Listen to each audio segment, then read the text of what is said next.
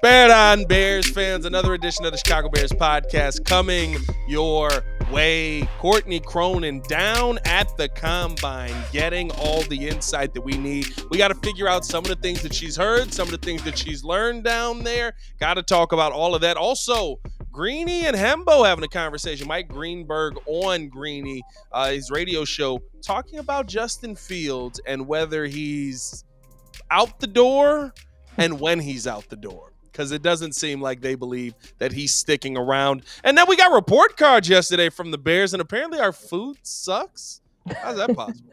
I'll talk about all that and more in today's episode of the Chicago Bears podcast. Hit that like button, leave that 5-star review. Y'all know what to do. Courtney, how's the combine? It's exhausting. We're on day 4 right now. I got down here on Monday and very little sleep. The weather went from like 70 degrees to, what is it right now? What does my phone say? 30, right? No, 34 Ooh. right now. So it's just, it's a lot. Like there's a lot. Like I'm at the convention center right now. The DBs talk today. The workouts are happening right now at Lucas Oil Stadium. So D-line, I think DBs, and also linebackers are going today. So we're starting to get that part of it. Like combines goes in phases. So like the early phase is when the media availability is. By the end of the week, you're getting different position groups now just coming into town as others are leaving. And then of course tomorrow's going to be nuts. We're all going to hear from Caleb Williams. We can dissect every damn word he says and find out if he's just coached really well in speaking or if there's any sort of red flags from stuff that he says during his media availability. Yeah, we got our first chance to kind of hear, I guess, for those who read, to hear from Caleb Williams in the Peter Thamel article on ESPN. And I thought listen, it sounds like the coaching aspect of it is there. He said, I love Michael Jordan, I love Walter Payton, and I love deep dish pizza. I've never felt more confident that a guy wants to come to Chicago in my life. What did you take away from that article, though, Courtney? And what's kind of been the vibe down there around the Caleb Williams buzz? Yeah, I'm not saying it lacked sincerity, but it felt calculated in the timing of it to come out the day that he was going to meet with the Chicago Bears that night. This came out in the morning, but like the way, like you picked like 2 of the greatest sports icons in the city's history, and you pick the most touristy of pizzas. Like, I'm sorry, and this is like my like controversial take. I'm not a deep dish gal. I'm not. I like tavern style. I like cracker Nobody's crust. a deep I like dish person in square cut Chicago, pizza. Courtney. But it just drives me nuts because it's like there's so I don't know. Every once in a while, and I love David Kaplan. I know that Mindy and her Lou Malnati's, like I want all of the Lou Malnati's I can get because I think it's the best deep dish pizza. But like like someone's got to get like Caleb and be like, yo, man, like you're not going to win anybody over with this because you sound brand new when you say that. But all joking aside about his like invoking certain things where he thinks he can get, you're saying things because you think you're going to get a rise out of people and be like, oh, he really does want to come to Chicago. I don't know why you do the article if there was any sort of like, you can't really walk any of that back now. You know what I mean? Like if he really didn't want to come to Chicago, you wouldn't go and say these things because he's getting these same questions tomorrow morning on top of the fact that people are going to want to know how was the meeting with the Bears, the Commanders, the New England Patriots, all the teams that he met with at the top of the draft order. And what did the Bears sell him on their ability to develop him down, the first year of his career all the way down to maybe like the 10th year of his career. But, the part about I don't have an agenda, I thought that was kind of an interesting line because of course he's going to say, if you're coached or not, to say this, like I'm excited about wherever I'm drafted. But like him saying, I don't have an agenda to push and that ultimately the Bears, if they do draft him, have the final say. For him, like acknowledging that I thought was important within this article. But again, like the timing of it, the sincere factor of it, like it just, there are questions within all of that are naturally raised when there are questions about, that have been raised about whether a quarterbacks want to of playing in a certain team. And, usually that stuff doesn't come from absolutely nowhere. So we'll see. I mean, I'll be curious to see what his biggest takeaways are from those 20-minute formal interviews that he has with the Bears. It's going to be interesting. And the one part that I did feel was sincere was him talking about this is the moment that I've waited for my whole life. And I'm not sitting here worried about where it's going to be. I'm going to be excited if the Bears draft me. If they trade the pick, I'm going to be excited to go there. I think we get so lost in like the agenda and the underlined mean and tone of everything that we do kind of forget that this is like this guy's biggest day of his life to this point. So it was really good to see that and get that out of there.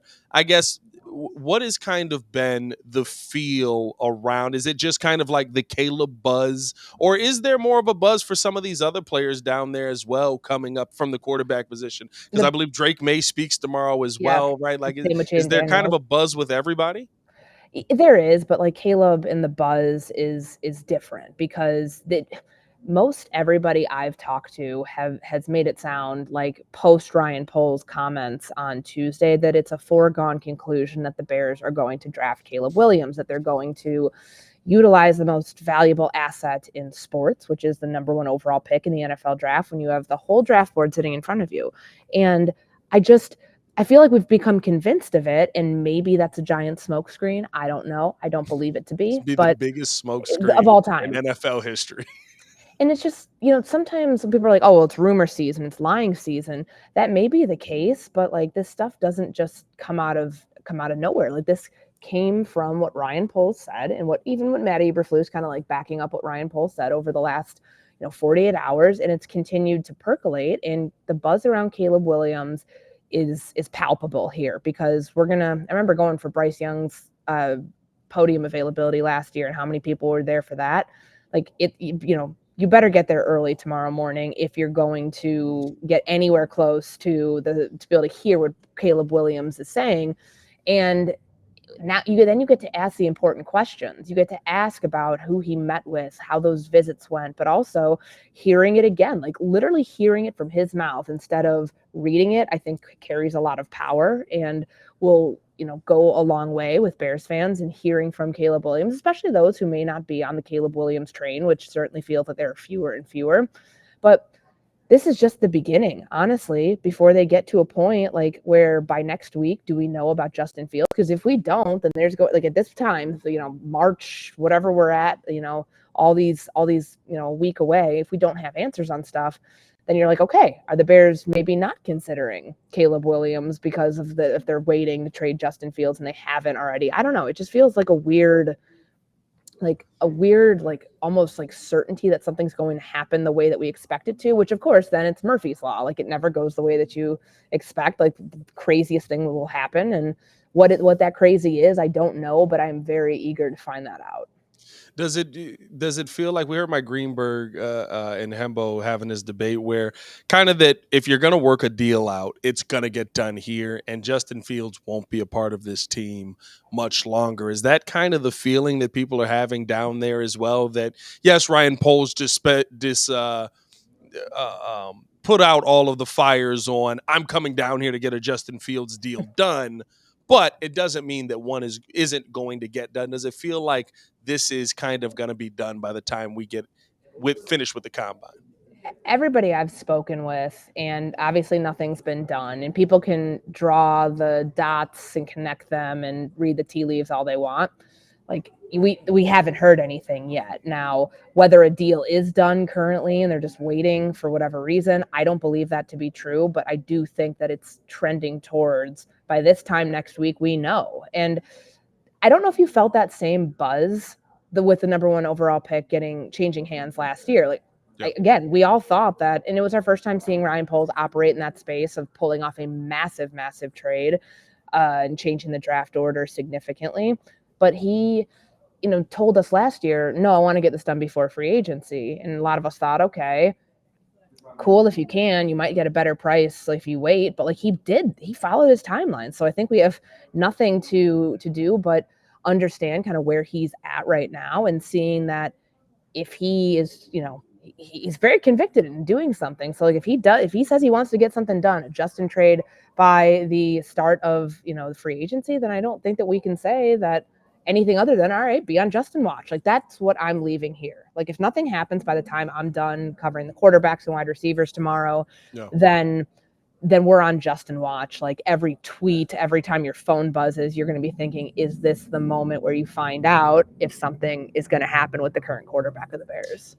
Yeah, and I think the conversation that we had Tuesday when Ryan Polish talked about I want to get it done quickly. I like tomorrow if Hmm. I can, right? That to me it felt like almost like the hey, if you want to talk to me, if we want to do this, let's have the conversations because I want to do right by Justin Fields. I want to make sure that if I am moving him, he's in the best situation possible for him moving forward. That's the only reason why like the timeline of this it seems like this would be the best time to get something done because realistically speaking, if you wait post free agency, I don't think any deals are going to change that would get worked out here. Well, think about all the other quarterbacks that come into play that when that negotiate, like this is why I think it has to actually be done probably prior to March 11th, which is the start of the like legal tampering Yeah, negotiating period opens. Kirk Cousins, Russell Wilson, other names that potentially could be on the move, or as free agents. Like you don't want those destinations to go to them if you're the Chicago Bears trying to trade Justin Fields. Like you want to have the best options available, which is any option. Multiple is better than fewer, and having the chance to get the draft capital you want, because if you wait, that's only going to like significantly hinder the amount that you can get after yeah, the start of the new league year, because all the other quarterbacks that like Kirk may go back to Minnesota. That's not like a completely unheard of outcome.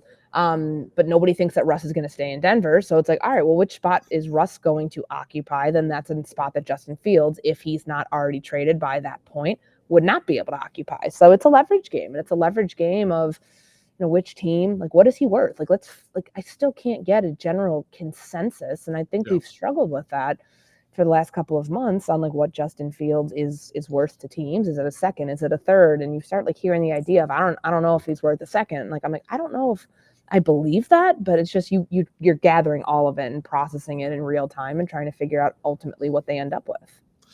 Is there a scenario here where, not to say they don't take Caleb Williams, but where they feel that the compensation they're getting back is not enough for Justin Fields and they can't move on from him because it's too much Tough. of a loss? No, I hear you. Like I've run that scenario in my mind. It's obviously one that Ryan Poles has to think through. I just can't. They don't want to give him away for nothing. Like I totally get that part, but you can't put yourself in a situation where they're building something, and culture wise, like if they couldn't trade Fields in your scenario, it'd be like Fields would then play this season out. They'd have to pick up the option. I would, Right.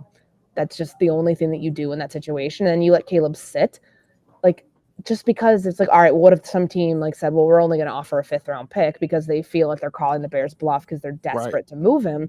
It's something they have to consider, but I just don't think that's why they have to be so calculated in, if we get a good offer, like let's pull the trigger right now and not wait, because you don't want to be stuck.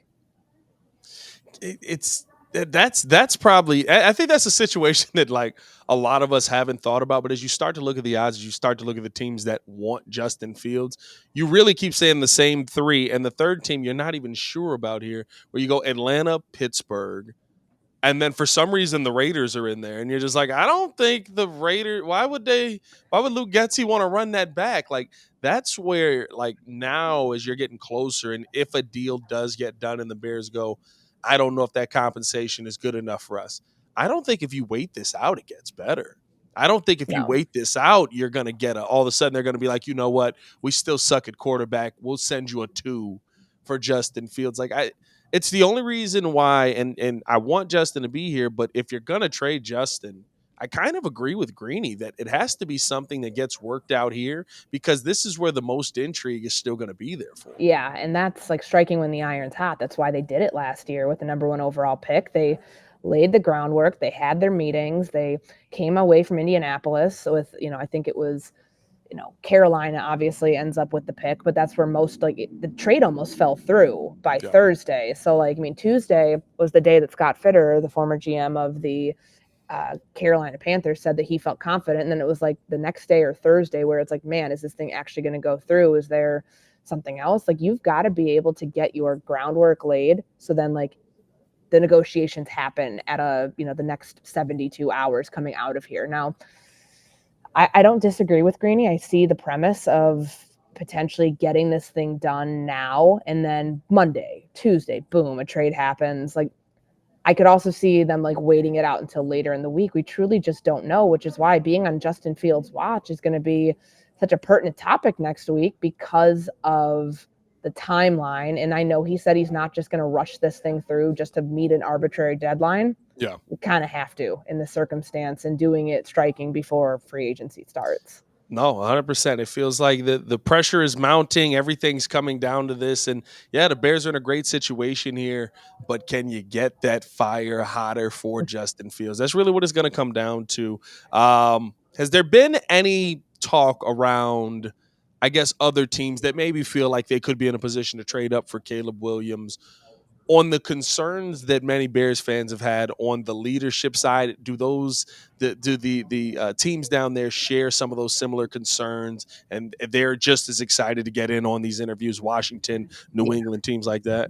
I think that like there's some genuine. I had a conversation with a source yesterday that there are some genuine things you've got to find out about Caleb Williams, because we're in the NIL era of quarterbacks that are, powerful guys who've already made multi-million dollars before they've ever played a snap in the NFL. And they're wired differently because different things mean different things to different people always. But like, are they going to be a team first guy? What's the leadership going to look like in the locker room? How does this translate to success in the NFL? Those are questions that you start to find the answers to. Like, you really don't learn, honestly, a whole ton in these formal interviews that they are important. But like the meat of it is when you're spending time with these guys, when you're doing visits, flying out to have dinner with players before their pro days, having them in on top 30 visits. Like, it's all part of that process. And it's not just the Bears doing their homework on Caleb Williams. Washington, for obvious reasons, sitting there at 2, all of the ties to Williams in DC and Cliff Kingsbury and all of that. Of course, New England. There's so much to absorb here with all of these top quarterback prospects. And even though you get the gist that most people here think, oh, Caleb's not making it past 1, the Bears are going to take him. Yeah. The other teams still have to do their homework on Caleb Williams and get to know him, even if it feels like that it's a slam dunk that the Bears are going to take him. Like, you have to do that. And I think it's, we don't hear that much about Drake May or Jaden Daniels or any of the other quarterbacks because Caleb has been like basically like overshadowing all of this, the subject matter around Caleb completely overshadows everything else around these other quarterbacks that we at the same time need to learn about. Well, listen, Dan Orlovsky said, was that today on Get Up, that he feels like the Bears should take Jaden Daniels #1 overall. Are we the eye roll says so much? Courtney. I don't think so. Like, look, and I know that's something now because we're getting into silly season of wondering, all right, how much is a draft order going to change? You and I have talked about Jaden Daniels going above Drake May at number 2, like 2 and 3 flipping. I don't know if we're going to see that same sort of like, okay, is this guy 1A, 1B? Could the order flip? I don't think that. I don't think you do that. I don't buy that to be realistic. It would. I mean, that's a scenario where you're probably going, which I guess is something that's been thrown out there, right? Where you're probably trading Justin and you're trading the pick, trying to get some picks back, and you take Jaden 2 or 3 like that. I don't know if you're taking Jaden #1 overall, no matter what. I think if you're moving on from Caleb Williams as the quarterback, you're trying to get that draft capital back. And I mean, you're probably starting a firestorm here because now everybody's going to be looking at you like, what'd you see that's wrong? What'd you get out of this that you feel, or they'll just believe the Bears are doing what the Bears do. You never know with this team, but I thought that was funny this morning when he was like, listen, I just think the best quarterback in the draft is Caleb Williams. And I was like, what? That was a switch. That was a quick switch there. I've seen that before.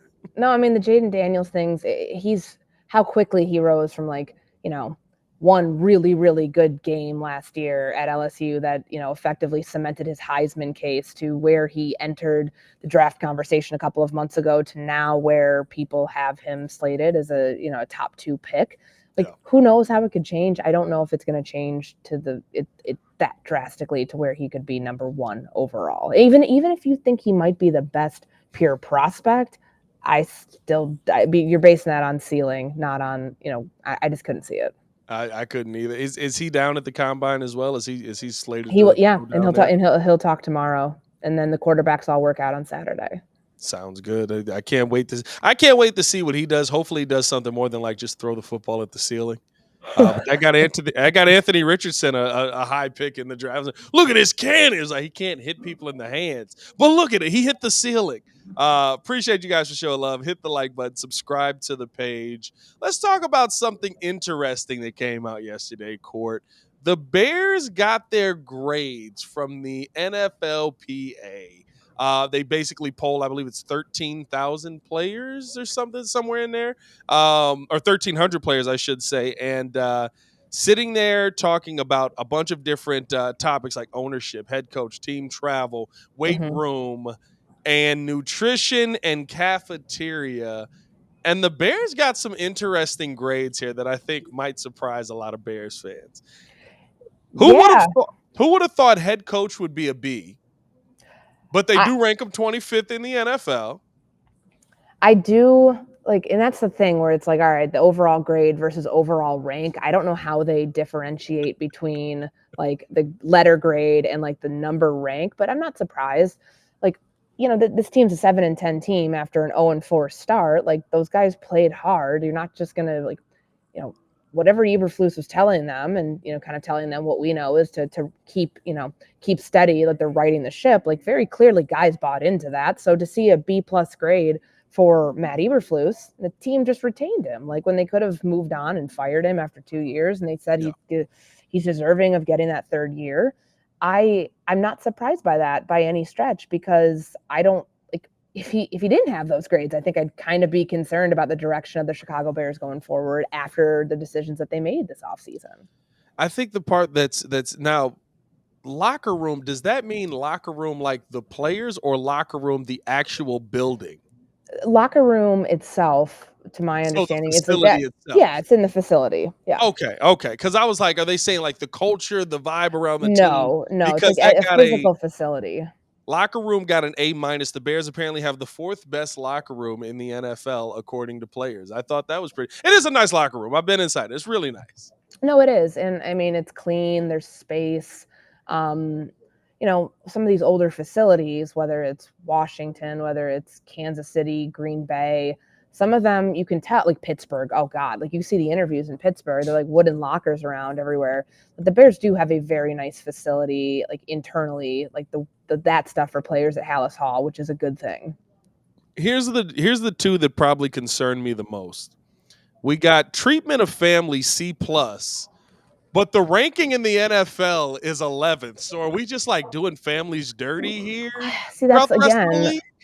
I just don't know about the difference between like the grade and then like ranking them out of 32 teams, because here's what it says.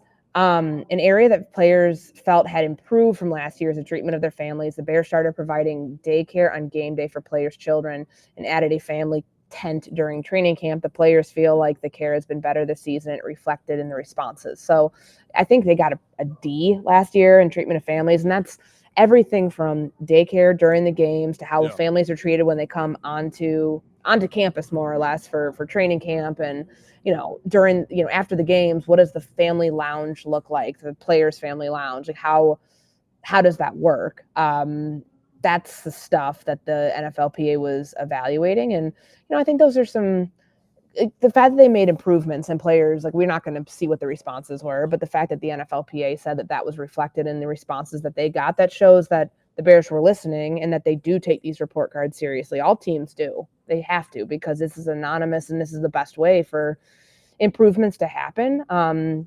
Otherwise, I don't know if everybody would like be honest and be willing to speak up about stuff if it was the other way around, where this didn't exist.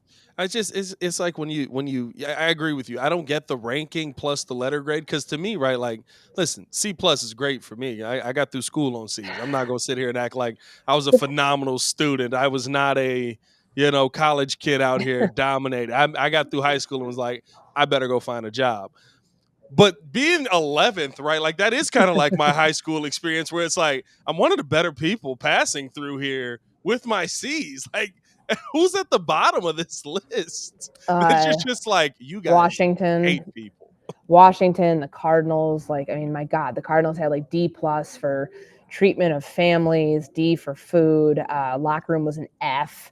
Atlanta got a lot of Fs. They got F for the locker room, F for the weight room, F minus for strength coaches. So very clearly, a lot of these guys were not happy at all with the the part of it's like, do you have the infrastructure in place? This is not just coaching, and obviously there's the head coach grade, but Right. like, do you have the infrastructure in place to help guys succeed, which is the facility, which is the weight room, which is the coaching staff that lets those players get better, and the resources they're allowed to use and have like provided to them to get better. And it's, having known kind of like the landscape of the NFL, like what these facilities look like, seeing some of these grades like are just like, yeah, of course, rinse, repeat. I'm not surprised by some of that, because some of these facilities are really, really old and need to be upgraded.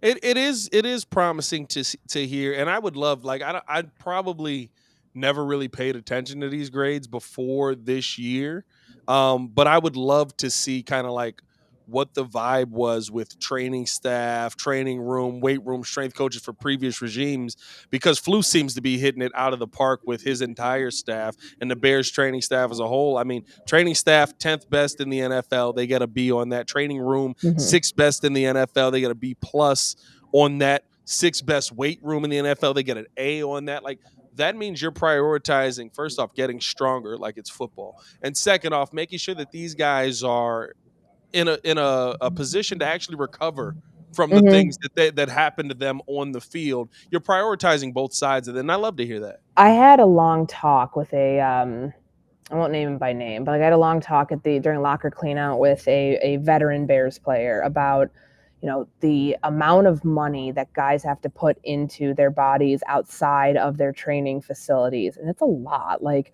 Yeah.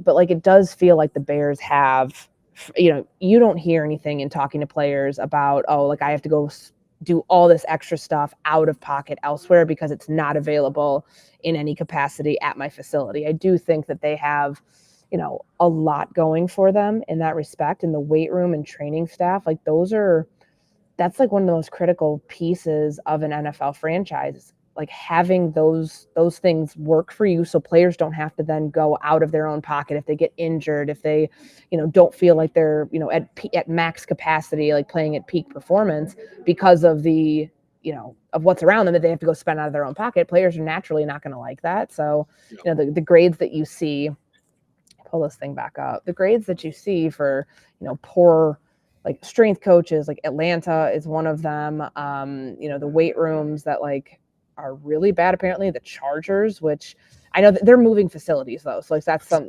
important context I think that needs to be in there too.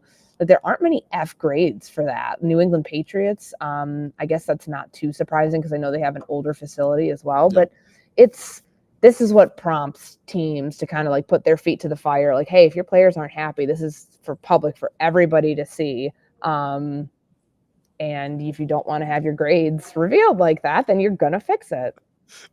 The strength coach for Atlanta getting an F, he's got to be like, what I do? What did I? Nothing, clearly. Like, here's the most surprising one on the list out of everything. I thought the head coach was a little surprising, but apparently a lot of people like it.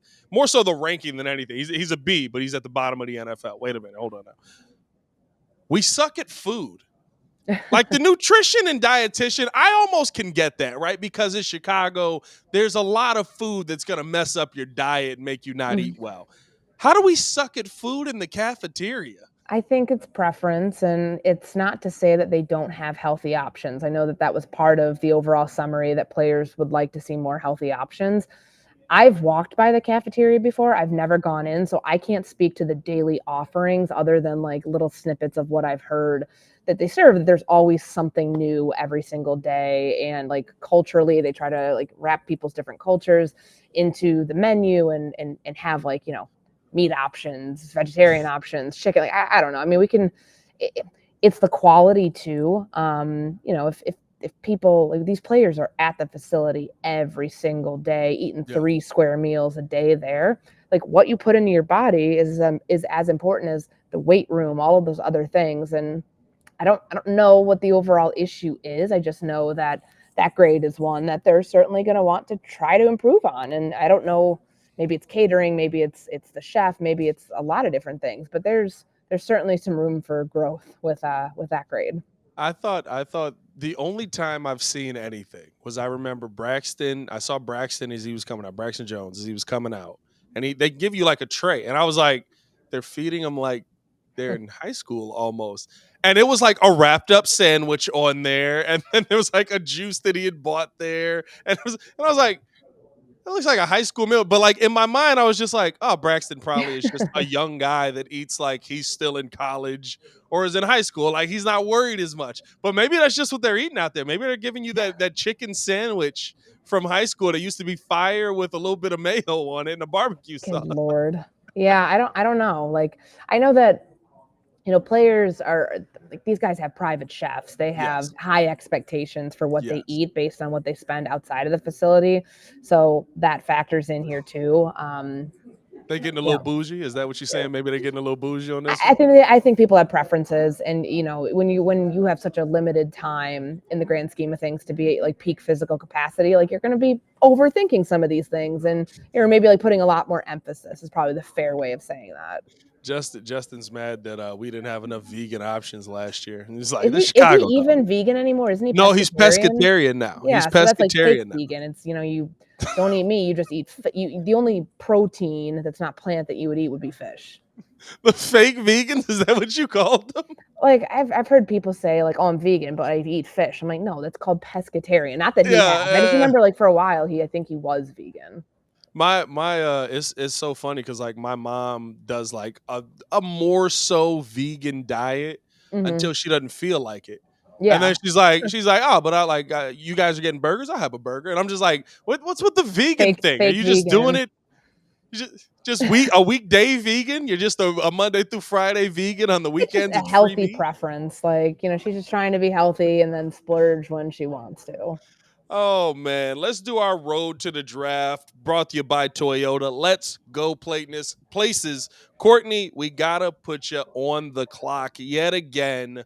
We got Mel Kiper's latest mock draft yesterday. Not a lot of change. Hmm. But is Mel's latest mock draft the Chicago Bears' best plan to success? First overall, of course, he takes Caleb Williams. Ninth overall, he ends up going Malik Neighbors. And what he said about Hmm. Neighbors is we're back around to the Bears, to whom I gave quarterback Caleb Williams at number one. I thought about the offensive line, though it might be, I thought about offensive line here, though it might be a little early for Troy Fontenot from Washington, the best guard in the class. I also considered cornerback, though Chicago could franchise tag or sign a big extension to free agent Jalen Johnson, which would plug that hole. And since this is a Hmm. strange year for edge rushers, Latte Latu from UCLA, who has medical questions that should be answered at the combine, and I don't have a top 15 grade on Jared Verse, let's instead select a dynamic playmaker to make Williams' life easier. If Is Malik this the Neighbors right is answer? there, yeah, it's the right answer. If Malik Neighbors is there, but like the buzz of like, right now we expect the quarterbacks 1, 2, and 3 to go off the board, 4, 5, and 6 to be receivers. That's early because it's still February, but of course, over the next couple of weeks of the draft order changing, who's going to rise during their pro days, who's going to rise from the way that they measure at the combine, the way they perform at the combine, that will affect the draft order. But if Malik Neighbors falls from 6 or something to 9 and is there, you go ahead and you pair your rookie quarterback with another weapon on the outside. So he has DJ Moore and then Malik Neighbors. Like, unless you think you're going to be pulling off a trade for Justin Jefferson, you use a high asset like that, a really good draft asset on that, on a quarterback and on somebody to help insulate him from day one. And just the only question I ask from that is then where do you get enough assets to try and address this offensive line? I think center is a major piece. Left tackle, I'm not a Braxton Jones fan. We had Brandon Thorne on yesterday. He said Braxton Jones really struggles with the pass protection. He's better in run blocking situations, but you've got a couple of pieces on this offensive line that I do think need addressing.